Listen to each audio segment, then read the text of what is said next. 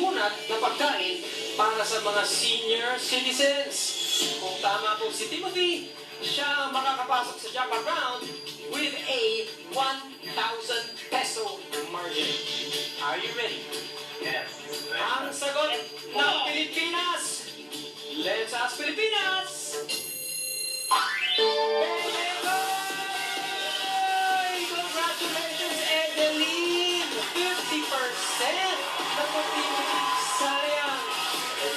We wanted to see more of your puzzles. Tim, thank you so much for joining us. Thank you pa rin.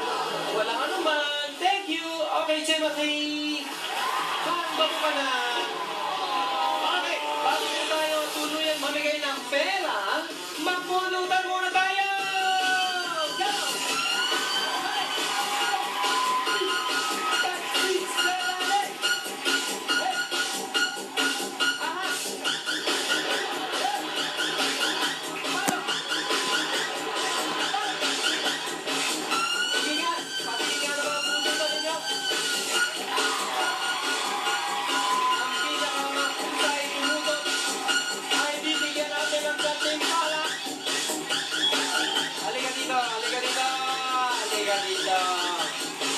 Sige nga, one time pati na gusto. Ay! Ay! Ay! Ay! Ay! Ay!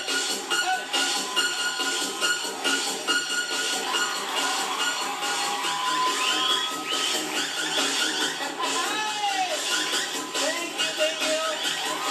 Anong pangalan mo, darling? Abigail. Abigail, saan ka nag-aaral? Sa University of Caloocan City. Ay! Dahil napakahusay mong bumudot, bibigyan kita ng CD. Ayan. Abigail. Thank you. Ay! Evelyn, sino mga kasama mo dyan? Yung mister ko po. Kanina ayaw niya magpakita, pwede mo pa. Ngayon makita naman natin. Then ikaw na pumasok sa jackpot round.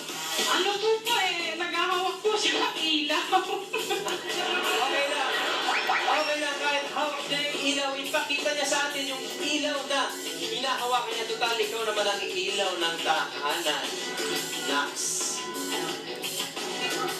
Hello! Kamusta po kayo? Ano po kayo ng asawa ko, Evelyn? Reggie. Reggie. Sino po si Reggie na pogi? Siya si Reggie the Pogi. Edeline, saan mo planong gastusin yung mga mapapanalunan mo? Plano ko pong gastusin ito mapapanalunan ko sa pag-aaral ko. Oo, ano bang gusto mo pang pag-aralan? Bali po nag-aaral po ako ngayon ng journalism. Akala ko marine biologist ka. Saan ka nag-aaral? Cavite State University. Yay! O ba't Yay! mga kaklase mo? Hi classmates! Hello po sa mga professor ko dyan. Andito na ako sa Let's Ask Pilipinas! Yay! O Edeline, makinig ka mabuti ha. Kasi ganito ang mangyayari. Ang choices mo ay mag-wager or mag-all-in. Ngayon, kung ikaw ay mag-all-in at tama ang sagot mo, we will multiply your winnings by 5. So, ang 45,000 pesos mo magiging 225,000 pesos. So, Edeline, ano ang decision mo?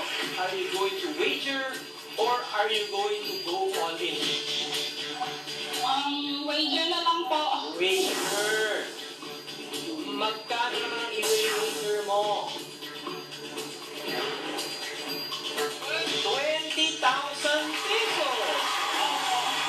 Kapag tama ang sagot mo, meron kang 65,000 pesos. Pero pag mali ka naman, meron kang 25,000 pesos.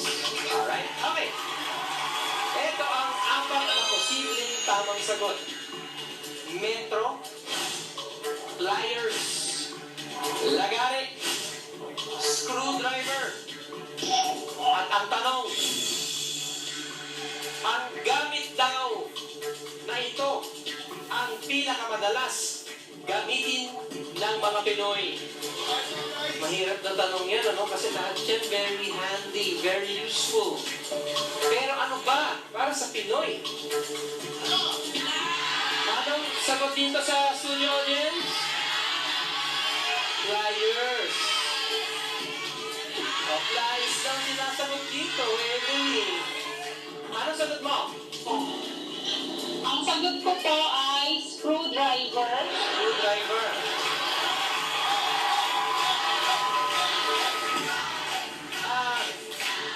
Evelyn, flyers ang sinasabi dito. Sigurado ka naman dyan, bibigyan kita ng pagkakataon. Ay, kung talaga namang screwdriver ang tatingin mo, hindi tayo sa screwdriver. Pero, ewan ko dito kasi flyers eh. Yan naman talaga. Sandali lang po. Ay, nako. Hindi ka makapag-desisyon. Okay lang po, meron na. Meron. Okay, Miss Edeline. Screwdriver pa rin ba? O flies na sinasabi dito? Screwdriver po. Screwdriver, okay.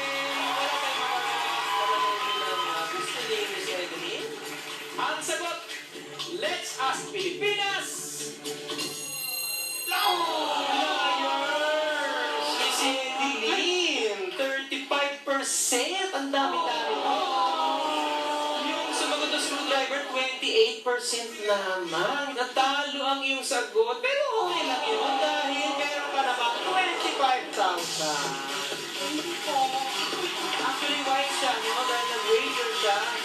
At meron natirang 25,000 sa'yo. Congratulations pa rin, Miss Edeline. Thank you, Mr. Ogia Kapit. At maraming salamat po sa Let's Ask Pilipinas dahil binigyan niyo po ako ng chance na makapaglaro dito sa #1 game show ng bayan, Let's Ask Pilipinas. Gusto ko yan, ang #1 game show ng bayan. Edeline, we love you! Congratulations! Thank you! Alright! Kaya kayo dyan, just log on to www.tv5.com.ph/show/Let's Ask Pilipinas kung gusto ninyong makisaya po sa amin. Like us on Facebook and follow us on Instagram and Twitter. Ako po si Ogie Alcacid mula sa game show na OA sa saya at OA sa papremyo. Ito po ang